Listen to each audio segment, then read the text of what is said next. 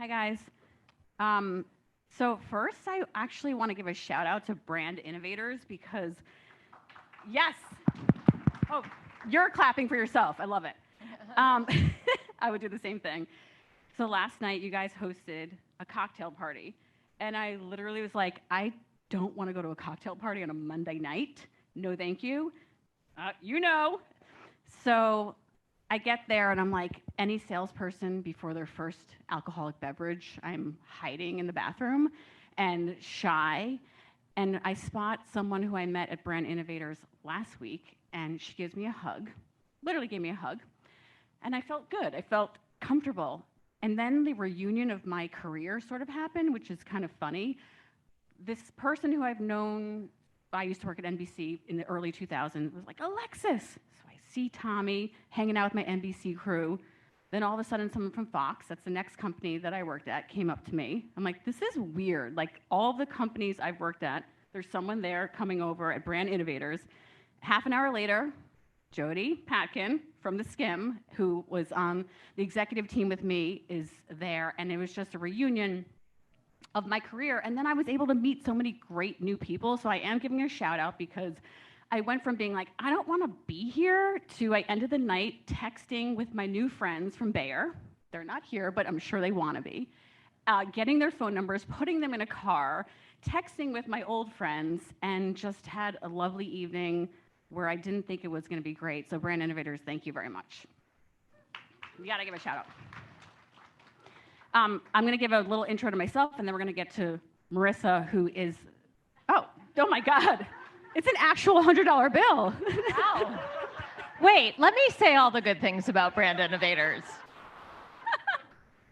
Oh my God. This is the best day of my life. What night is it? Okay, I work at LiveIntent, so does anybody know what LiveIntent is besides Jason? All right, a couple people. We're not LiveRamp, we're not Live Nation. I'll give a quick little bio of LiveIntent before we talk to Marisa. So LiveIntent, anytime you see an advertisement in any newsletter that you read, whether it's a sports newsletter, news, fashion, anything that you love from the publishers you love, that is powered by LiveIntent. We reach 240 million people, and my job is for my team to talk to agencies and brands to reach those people. And it's all powered by our identity graph, which is basically created through a hashed email. And so we are completely cookieless, and that's my little pitch for LiveIntent. Jason, you got that on camera, great. Send it to the CEO. Get me a raise bigger than this, by the way. Thank you, though, my best friend. Anyway, so I would like to talk to Marisa. When Marisa and I met last Friday, I was very intimidated by her because her career is amazing, and her accomplishments are huge. But I was sort of comforted by the fact that we have a lot in common. So we're both women in media, but a lot of us are. We have 2 kids, each of us, not together, but we each have 2 kids. We're also from the boroughs. So she's from Queens. I was raised down in Brooklyn. True that. Oh my God, hi, sorry. I love you, sweetie. Sorry, I really do have fans. Oh my God. And also, we actually went to the same college, which is a kind of a crazy coincidence. I love that. So Marisa, I wanted to talk a little bit about you and kind of make you blush. Marisa is known as a brand building innovator. She's a digital and social marketing pioneer. She's an expert storyteller. And across her eclectic business career, she has orchestrated blockbuster product launches and unexpected cultural moments across industries. Now, one thing I wish I knew about was that you created ExecutiveMoms.com. When I was at Fox, I was the first woman to have a baby in my department, so nobody could deal with it. My managers, my people at the sports staff, like none of us knew how to handle it. You created that in 2002. I didn't know about that, so I wish I did. That could have been a great resource to me. But you brought content and community to this underserved audience of women, and you really worked to reshape the cultural conversation around executive moms. Also, super impressed that you are one of 18 inducted into Forbes CMO Hall of Fame.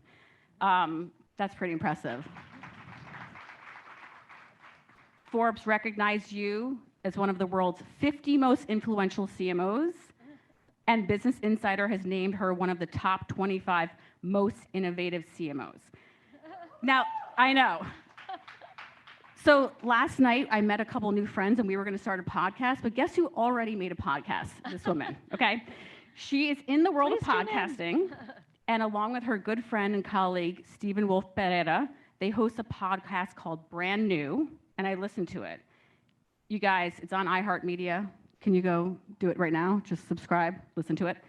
Well, don't listen now, listen to me, but subscribe later. They dive into trending topics about tech, entertainment, advertising, media, all through their lens of brand and the talented people driving them forward. So Marisa, you have an amazing resume and impressive achievements, but honestly, when I looked at your bio, the one thing that stuck out to me was the word risk. Because I'm gonna be honest, I like to stay in my lane. I worked at NBC and then I went to Fox. Not a big leap there. I stayed in my lane and I was only pushed out of that lane by a push. You worked at Unilever and Estee Lauder, then you jumped over to, a natural extension, Taco Bell. Then from Taco Bell, you decided you were gonna go to Lowe's, and then from Lowe's you went to Seaworld. Now, my question is obvious. I need to be pushed. It seems like you jump headfirst in. I can ask the question, but I don't think you need me to. No, I mean, it's something that I'm constantly reflecting on, including right now, just juncture of my life.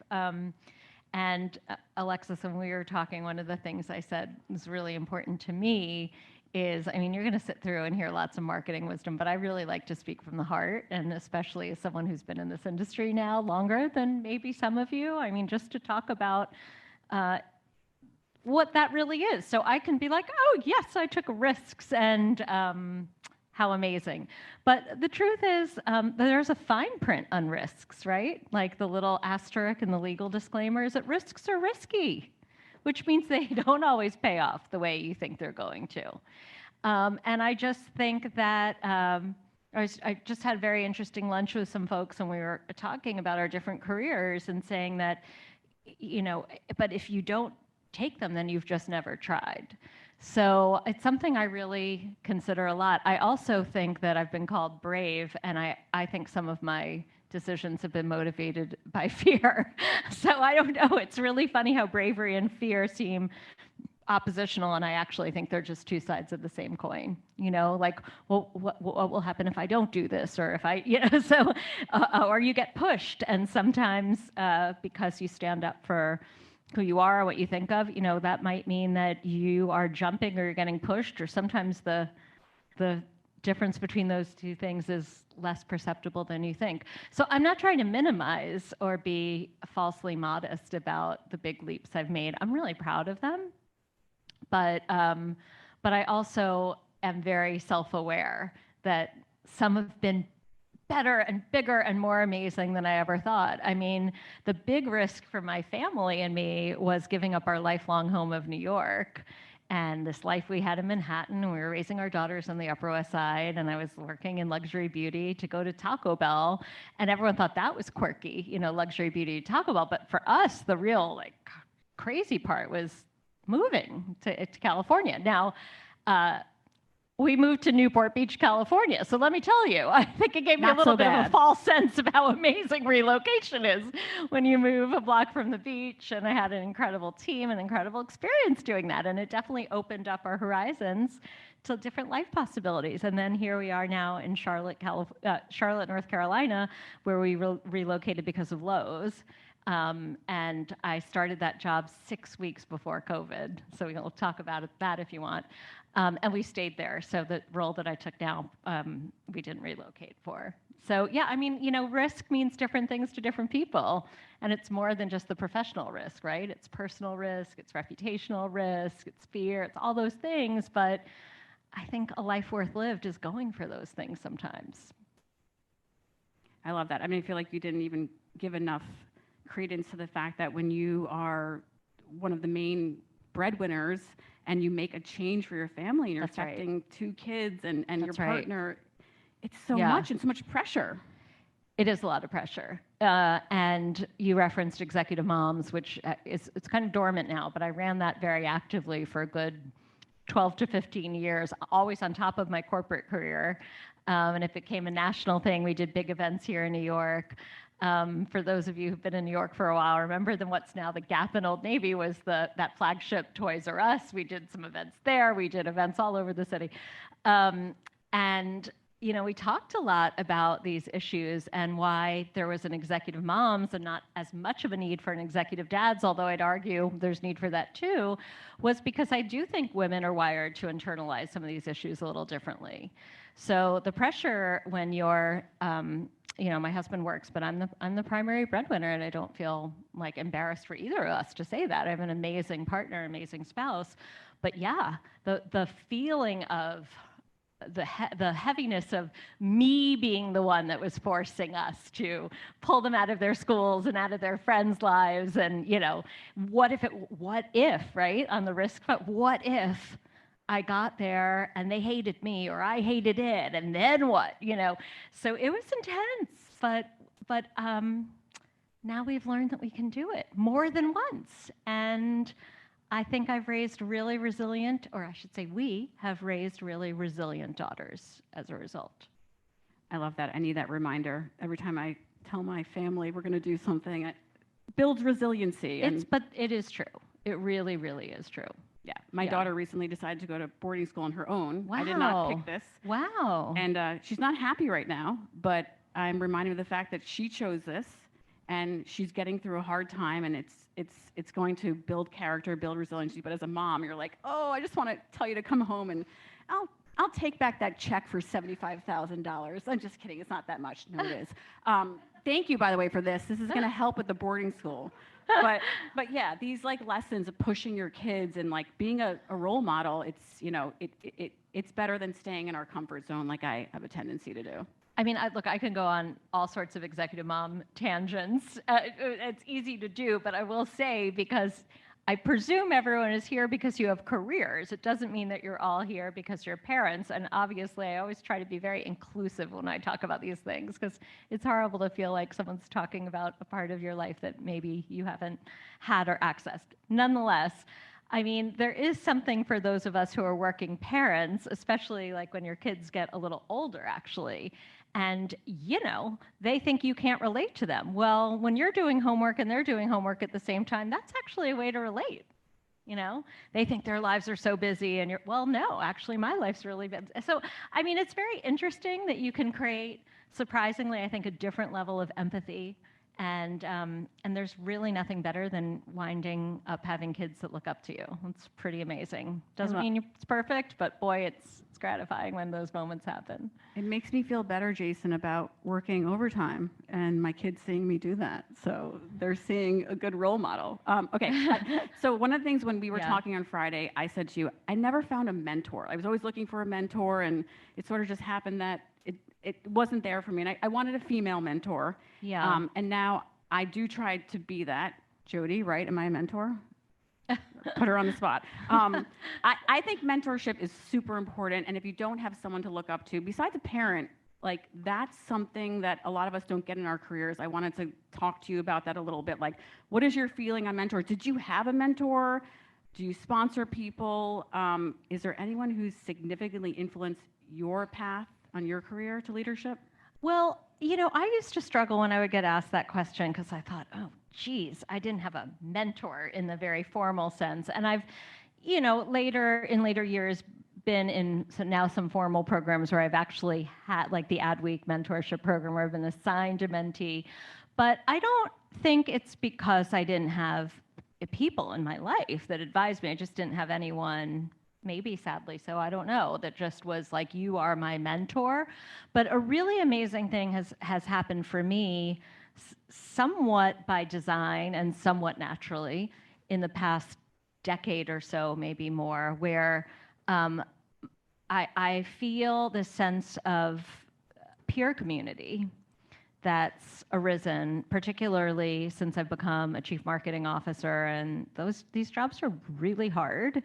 And but the interesting thing is, I don't think there's any other function within the C-suite that has the same level of industry support and camaraderie as marketing.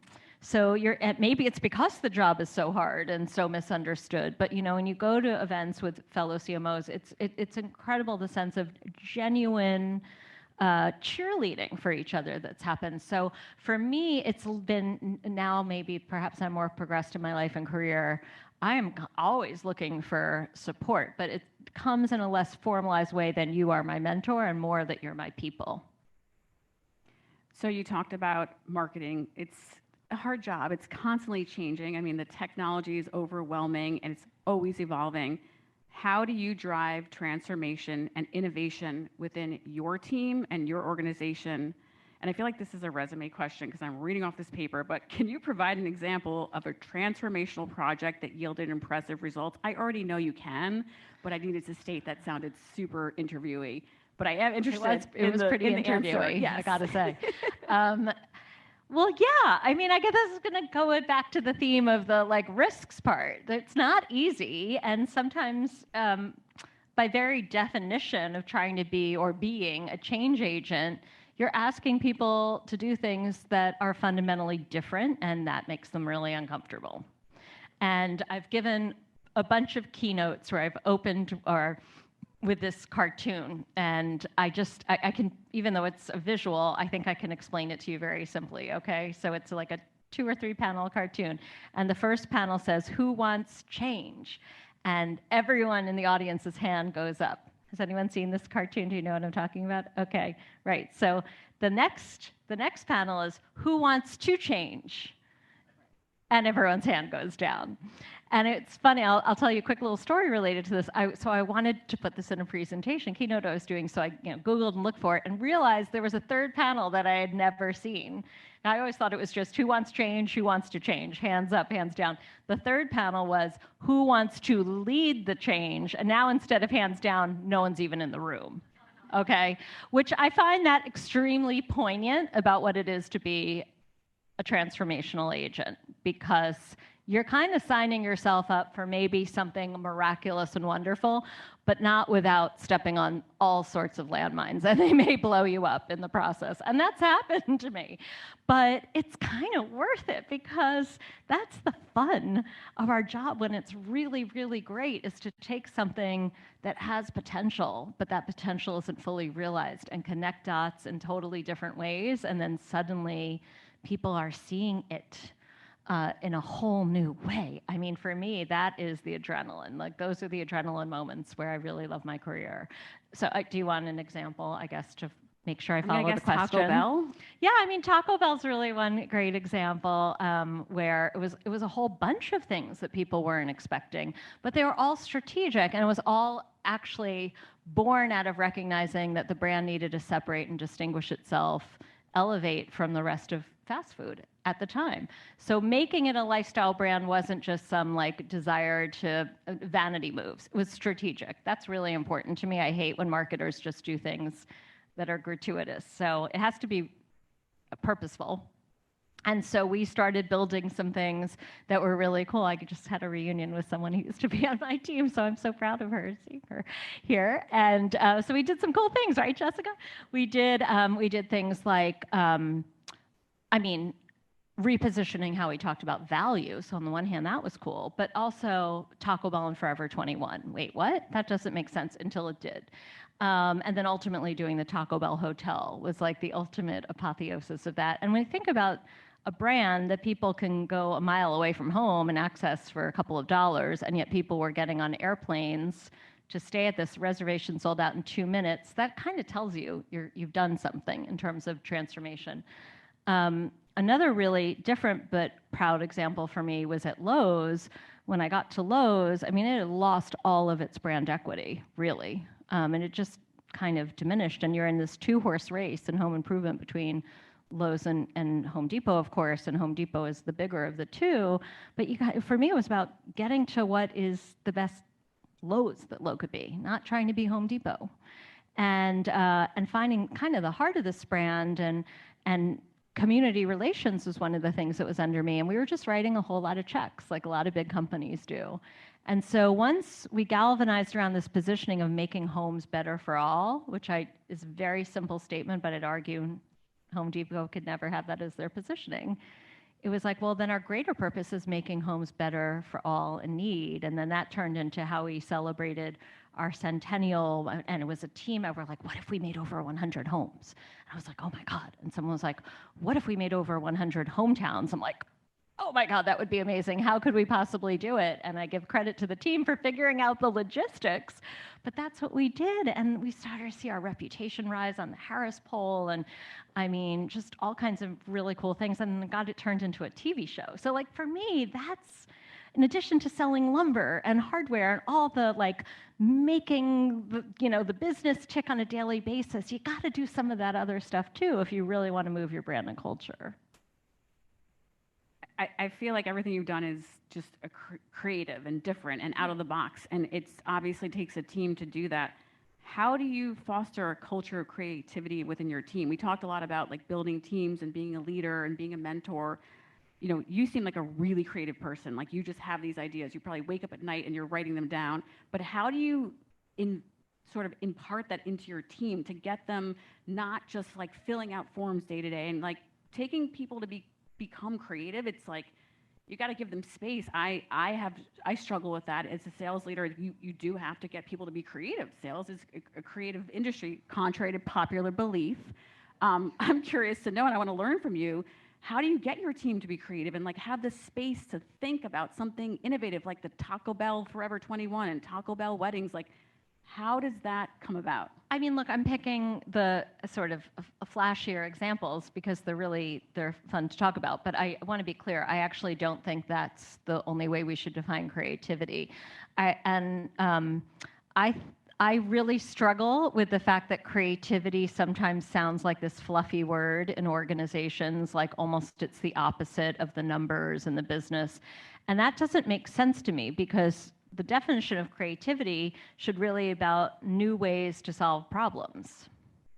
So, what to me can be really problematic in business, and we've all lived it, and I can't say I've stopped living it now, is when you keep kind of doing the same thing, trying to get a different result. And so if you have a problem in your business, it's about engendering a mindset in your organization that there might be new ways of thinking about how to solve that problem that in turn can be an express lane to getting to your goals. Now, when you reframe creativity that way, it actually sounds like an efficiency exercise. Well, how can I get where I want to go faster? Trying something different. Now, of course, so why doesn't everyone do that? Because by virtue of being new, it means it's unproven, which means it may also not work. So the real question is, do we find ourselves an organization that have a propensity for that mindset? And if we don't, how successful can we be in acculturating that mindset? And to me, that's part of what good leaders do. But remember what I said at the beginning, doesn't mean it's always easy. And it's situational, Alexis, and it's conditional. If you're the only one fighting for it, it can be really hard. But if you start making it infectious, at least you can, as a leader, have that impact on your own team. And I know I can't always control the larger conditions of a greater corporate environment, but I do try to at least influence my team to feel that way. I love that. We have time for one more question. One more question from me, not from you guys. But if you have a better question than me, like just yell it out. Because as you can tell, well, they don't know what your question is, so how will they know if it's going to be better? If you have a better question than this, please yell it out. It's not a great question. So what I struggle with is I have leaders at my company who are really data driven, and they're like, let's just talk about the results and data, and like we're just going over this, and I'm like, okay, that's important, but I also need to balance my team's time with all of the other things that are so important. So how do you balance the data-driven decisions versus, innovation and creativity and where your team is spending their time? Like data is very important, but it's like the art and science question, I guess. Again, it's not easy because it's bigger than you. And if you're in a larger organization where the forces are so oriented one way, it's just going to be a lot harder. But I think, in a way, it's about making the case for creativity, like I just did. I feel like even the most data-driven executives, board members. I mean, everyone wants to, I mean, when you sort of use, believe it or not, empathy as a way to get to this, like everyone wants to get to a better result. And we're all in leadership roles because we might have different perspectives on how to get there. So I think there's a resistance, certainly with the abundance of data we have, for people to be 100% intuitive. But why are we here if we also don't have judgment and intuition and then know how to use data to help guide those decisions? So again, there are certain things that are just really measurable right now, and unfortunately other things that aren't. And I say we're in an era of what I think of as data purgatory, because there's so much that there's an expectation by people who don't do what we do that be able to put it in the little box, doot, doot, doot, doot, and then like the answers come out. And I've not been in an organ. You see, I've worked in a lot of industries. I haven't been in one yet that you can just perfectly measure what really matters.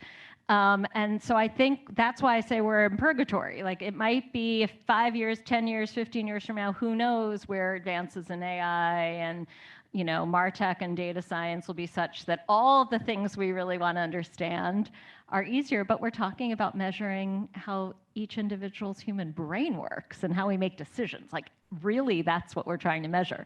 There's no perfect algorithm for that.